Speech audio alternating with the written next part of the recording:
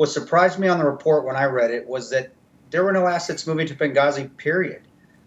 They were more inclined to getting in a room and talking about how they were going to develop talking points or how they were going to actually cover this up.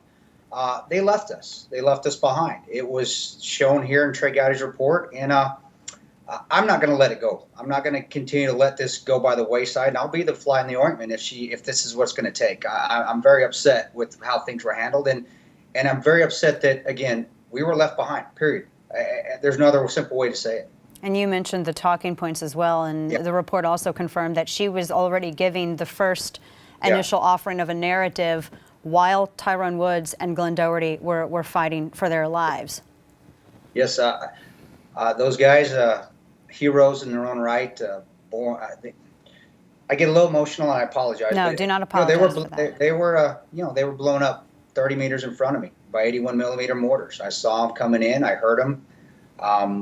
And to know that they were more worried about the politicians up in D.C., were more worried about an election, were more worried about developing a cover-up story than even getting assets even closely, remotely in the air to us.